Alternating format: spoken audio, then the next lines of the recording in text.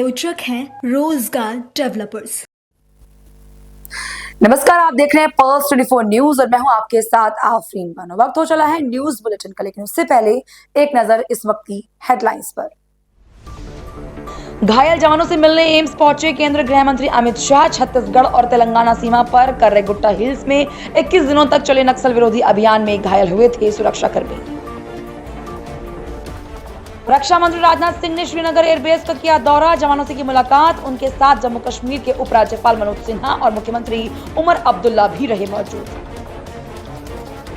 लोकसभा नेता प्रतिपक्ष और कांग्रेस सांसद राहुल गांधी ने अंबेडकर छात्रावास में शिक्षा न्याय संवाद कार्यक्रम को संबोधित करते हुए कहा, बिहार की पुलिस ने मुझे रोकने की कोशिश की, लेकिन वे मुझे रोक नहीं पाई क्योंकि आप सभी की शक्ति मेरे पीछे है। संस्कृति मंत्रालय और आईबीसी ने डॉक्टर भीमराव अंबेडकर अंतर्राष्ट्रीय केंद्र में मनाया बैसाख बुद्ध पूर्णिमा दिवस। कार्यक्रम में केंद्रीय मंत्री किरेन रिजिजू रहे मौजूद। कहा, मुझे देखकर अच्छा लगा कि इतनी बड़ी संख्या में लोग इस कार्यक्रम में शामिल हुए। चिनाब नदी पर बने बगलिहाल जल विद्युत परियोजना बांध के सभी द्वार कर दिए गए बंद। न्यूज बुलेटिन की शुरुआत बड़ी खबर के साथ करेंगे। दिल्ली में केंद्रीय गृह मंत्री अमित शाह ने 21 दिनों तक छत्तीसगढ़ और तेलंगाना सीमा में चले नक्सली हमले के दौरान घायल हुए सुरक्षाकर्मी से मुलाकात की और उनका हालचाल जाना। इस दौरान अस्पताल में अमित शाह ने सुरक्षाकर्मी के परिजनों से भी मुलाकात की।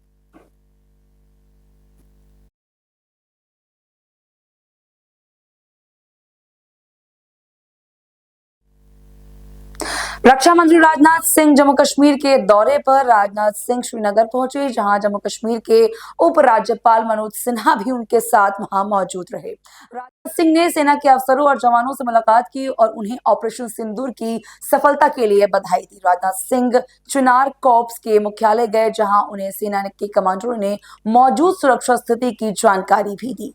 ये दौरा हाल ही में हुए पहलगाम आतंकी हमले और इसके जवाब में किए गए ऑपरेशन सिंदूर के बाद उनका पहला जम्मू कश्मीर दौरा है। आज आतंकवाद के खिलाफ भारत की प्रतिज्ञा कितनी कठोर है, इसका पता इसी बात से चलता है कि हमने उनके न्यूक्लियर ब्लैकमेल की भी परवाह नहीं की। पूरी दुनिया ने देखा है कि कैसे गैर जिम्मेदाराना तरीके से पाकिस्तान द्वारा भारत को अनेक बार एटमी धमकियां दी गई हैं।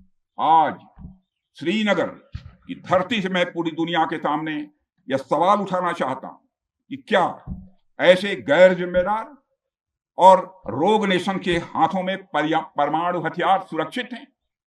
मैं दुनिया के सामने यह सवाल खड़ा करना चाहता हूं। मैं मानता हूं कि पाकिस्तान के एटमी हथियारों को IAEA international atomic energy agency की निगरानी में लिया जाना चाहिए। मैं यह कहना चाहूंगा और साफ तौर पर कहना चाहूंगा, साथियों, हमारी सेनाओं। बिहार के दरभंगा में लोकसभा नेता प्रतिपक्ष और कांग्रेस सांसद राहुल गांधी अंबेडकर छात्रावास में शिक्षा न्याय कार्यक्रम में पहुंचे। ऐसे में पुलिस ने राहुल गांधी को अंबेडकर छात्रावास कार्यक्रम में छात्रों को संबोधित करने से रोकने की कोशिश की। बावजूद इसके राहुल गांधी ने छात्रों को संबोधित करते हुए कहा कि आपको एक साथ खड़ा होना है। बिहार के पुलिस ने मुझे रोकने की कोशिश की, लेकिन वे मुझे रोक नहीं पाए क्योंकि आप सभी की शक्ति मेरे पीछे है। और क्या कुछ कहा, सुनिए। 90% के लिए इस देश में कोई रास्ता नहीं है। आप ब्यूरोक्रेसी को देखो, सीनियर ब्यूरोक्रेसी में आपके कितने लोग, जीरो। आप कॉर्पोरेट इंडिया में देखो, कॉर्पोरेट इंडिया में आपके कितने लोग, जीरो। आप हाई कोर्ट देखो, आपके कितने लोग, जीरो। आप एजुकेशन सिस्टम के मालिकों को देखो, मेडिकल सिस्टम के मालिकों को देखो, आपके लोग कितने, जीरो। मगर मनरेगा की लिस्ट निकालो, आपके लोगों से भरी हुई है। मजदूरों की लिस्ट निकालो, आपके लोगों से भरी हुई है। सारे के सारे कॉन्ट्रैक्ट, सारा का सारा धन 5-10% के हाथ में जाता है और आपको उल्टी सीधी बात बताकर आपके ध्यान को इधर उधर कर दिया जाता है। आपको एक साथ खड़ा होना है और 3 मांगे हैं। पहली मांग जाति जनगणना, दूसरी मांग प्राइवेट इंस्टीट्यूशंस में, प्राइवेट स्कूल्स और कॉलेजेस में रिजर्वेशन, अति पिछड़ा का, ओबीसी का, दलित का, आदिवासी का। तीसरी बात, SC ST सप्लायर, जो आपका पैसा है, जो आपको नहीं दिया जाता है, आपको वो दिया जाना चाहिए। ये 3 चीजें कहने में आपसे आया था। और ये बात समझिए, आप एक बात समझिए, बिहार की पुलिस ने अभी मुझे रोकने की कोशिश की, रोक नहीं पाई। पता है क्यों नहीं रोक पाई? नहीं, इसलिए नहीं रोक पाई क्योंकि आपकी शक्ति मेरे पीछे है। आपकी शक्ति मेरे पीछे है, इसलिए कोई, दुनिया की कोई शक्ति उसको रोक नहीं सकती है। हमने नरेंद्र मोदी से कहा, पार्लियामेंट में कहा, तुम्हें जाति जनगणना करना पड़ेगा। हमने उससे कहा कि तुम्हें संविधान को यहां माथे पर लगाना पड़ेगा। नरेंद्र मोदी जी ने आपके दबाव से डर कर जाति जनगणना हिंदुस्तान में घोषित किया है। आपके दबाव से डर कर उन्होंने कॉन्स्टिट्यूशन अपने माथे पर लगाया है। मगर वो लोकतंत्र के खिलाफ हैं, संविधान के खिलाफ हैं, जाति जनगणना के खिलाफ हैं। और जो 90% हिंदुस्तान की गरीब आबादी है, अति पिछड़ा, दलित, आदिवासी, माइनॉरिटीज, ये इन सब के खिलाफ है। ये अदानी अंबानी की सरकार है, ये आपकी सरकार नहीं है। आपने इतने प्यार से मेरी बात सुनी, इसके लिए आप सबको दिल से बहुत बहुत धन्यवाद। मैं जानता हूं SC ST अति पिछड़ा हॉस्टल्स में यहाँ क्या होता है। मैं आपको गारंटी देता हूं, जैसे हिंदुस्तान में सरकार आएगी, जैसे ही बिहार में हमारी सरकार आएगी, हम ये सारा का सारा बदल देंगे और आपके लिए जो होना चाहिए वो करके दिखाएंगे। आप सबका बहुत बहुत धन्यवाद। नमस्कार, जय हिंद। पहलगाम में आतंकी हमले और भारत के जवाबी ऑपरेशन सिंदूर के बाद तुर्की द्वारा पाकिस्तान का पक्ष लेने के कुछ दिनों बाद भारत में तुर्की के खिलाफ व्यापी आर्थिक विरोध जोर पकड़ रहा है। जम्मू कश्मीर के मार्बल डीलर्स एसोसिएशन से लेकर उत्तर प्रदेश के फल बाजारों तक भारतीय व्यापारी और उपभोक्ता तुर्की के सामानों से दूरी बना रहे हैं। विक्रेताओं का कहना है कि तुर्की द्वारा पाकिस्तान का समर्थन किया जाना आतंकवाद का समर्थन करने के बराबर है। तुर्की को लेकर सेब की यही बात है जो अभी तक सामने आई थी। जैसे मीडिया के माध्यम से पता चला था कि पाकिस्तान का सपोर्ट कराया तुर्की ने, तो तकरीबन 1200-1400 करोड़ का व्यापार तुर्की से सेब का होता है हमारा, इंडिया का, फ्रूट्स का और सेब का। और 2-4 चीज़ें हैं उसमें, 2-3 फ्रूट और आते हैं तुर्की से। तो हम लोगों ने ये डिसाइड कराया कि जैसे कि इसने पाकिस्तान का सपोर्ट किया है, तो यानी कि तुर्की ने भी आतंकवाद का सपोर्ट किया है।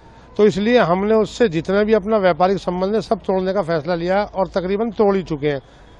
और हम नहीं चाहते कि कोई भी देश जो है वो हमारे से पैसे कमा के हमारे ही खिलाफ इस्तेमाल में करे, चाहे वो सेब हो या कुछ और फ्रूट हो। जो भी इम्पोर्टेड फ्रूट वगैरह आ रहे हैं तुर्की से, खासतौर से हम उनका घोर विरोध कर रहे हैं और उसके बाद में उनका बॉयकॉट कर रहे हैं कि हम कोई भी व्यापार तुर्की से नहीं करेंगे। हाँ, अभी तक जो हमने स्टॉक जो दिए हुए थे, जो रास्ते के हैं, देखो वो तो आएंगे ही आएंगे, लेकिन हमने फर्दर कोई ऑर्डर आगे नहीं दिए। तो जिस हिसाब से जो पीछे हुआ है वो काफी दुखद था। और हमारा जिस तरीके से टर्की ने पाकिस्तान को सपोर्ट किया है, हमारा काफी मटेरियल जो है मार्बल और ग्रेनाइट वगैरह काफी टर्की से आता था। तो हमने पीछे अपने वेंडर्स वगैरह को सबको मना कर दिया है कि अब हम आगे से टर्की का मटेरियल नहीं खरीदेंगे। हम अपनी दुकान पे टर्की का जो भी कोई भी पत्थर वगैरह कुछ भी नहीं बेचेंगे। हमारा मोस्टली टर्की से पत्थर ही आता था, तो वो हमने आगे से सोच लिया है कि हम आगे से नहीं बेचेंगे। बाकी जगह भी इस तरह से हो रहा है? मेरे ख्याल से काफी जगह मेरे को सुनने में भी आया है, मैंने पढ़ा भी है, देखा भी है कि काफी लोगों ने मना कर दिया है कि वो टर्की से कुछ भी जो ट्रेड करते थे, कुछ जैसे स्पाइसेस हो गए, पत्थर वगैरह हो गए, वो मना कर रहे हैं कि वो आगे से टर्की से कुछ भी इंपोर्ट वगैरह कुछ भी नहीं करेंगे। जब अर्थक्वेक आया था टर्की में 2 साल पहले, तो इंडिया ने बहुत ज्यादा हेल्प करी थी, काफी एड भेजा था टर्की को और वो बहुत गर्व की बात थी हमारे लिए। लेकिन जिस तरीके से टर्की ने पाकिस्तान की मदद करी है, वो पाकिस्तान के साथ खड़ा है, उसने अपने वेपन्स दिए हैं पाकिस्तान को, ये बहुत ही ज्यादा दर्दनाक है और दुखद है। ऐसा नहीं करना चाहिए था, लेकिन हम सपोर्ट में खड़े हैं अपने भारत देश के और हम पूरी से पूरी कोशिश करेंगे कि हम टर्की से कम काम करें और कम से कम घूमने जाएं टर्की शहर में। बिल्कुल बहुत ज्यादा लॉस हुआ है। हमारी दुकानें काफी दिन बंद रही हैं। हमारे काम काफी लोग जो डर के जो लेबर लोग थे और जो काफी छोटे तबके के लोग थे वो काफी लोग डर के अपने अपने घर चले गए हैं, जिससे काम को काफी फर्क पड़ा है, दुकानों को काफी फर्क पड़ा है, लोगों को काफी फर्क पड़ा है। मार्केट आप देखोगे बिल्कुल सुनसान हो पड़ी है क्योंकि लोगों में काफी डर और खौफ था इस चीज का, तो इसलिए बहुत ज्यादा फर्क पड़ा है जम्मू एंड कश्मीर के लोगों को मेरे ख्याल से ये जो 2-3 दिन पीछे हुआ है। मैं उनको भी जो भी बाकी भी डीलर और मेरे साथीगण है मैं उनको भी यही कहना चाहूंगा, जितना कम से कम टर्की से आप माल मंगाएंगे, हमारे पास और बहुत ऑप्शंस हैं। यूरोप की कंट्रीज हैं और काफी कंट्रीज हैं जहां से हमारा मटेरियल आ सकता है। संस्कृति मंत्रालय और अंतर्राष्ट्रीय बौद्ध परिसंघ ने डॉक्टर BR अम्बेडकर अंतर्राष्ट्रीय केंद्र में वैशाख युद्ध बुद्ध पूर्णिमा दिवस मनाया। इस मौके पर मौजूद केंद्रीय मंत्री किरेन रिजिजू ने कहा, संस्कृति मंत्रालय ने के माध्यम से IBC ने कार्यक्रम का आयोजन किया है। इस कार्यक्रम में विभिन्न देशों के राजदूत और भिक्षु शामिल हुए।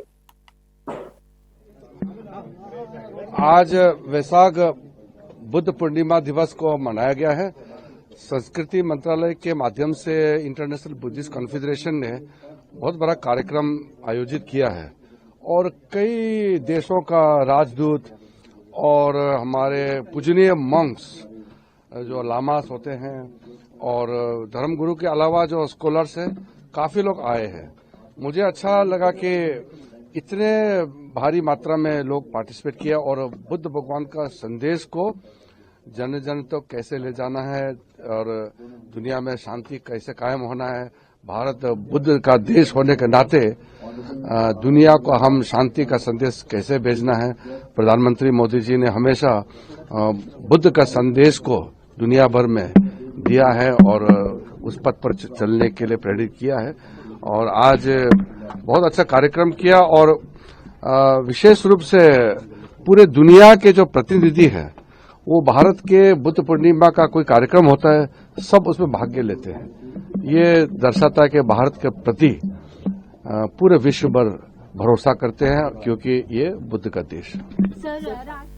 तमिलनाडु के कुडालोर जिले के मुधुनगर के पास कुड़ीकाडू इलाके में एक बड़ी दुर्घटना घटी है, जिसमें एक फैक्ट्री में सीवेज टैंक फट गया। सीवेज टैंक फटने से 20 लोग घायल हो गए।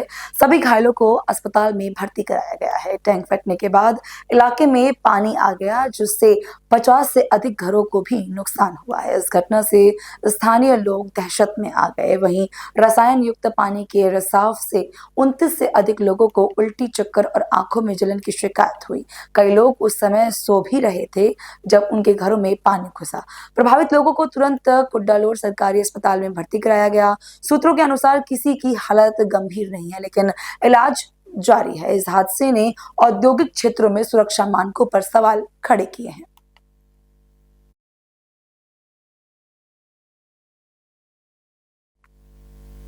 उत्तर प्रदेश की राजधानी लखनऊ में दिल दहला देने वाला हादसा हो गया। आपको बता दें कि मोहनलालगंज क्षेत्र में दिल्ली से बिहार जा रही स्लीपर बस में अचानक भीषण आग लग गई।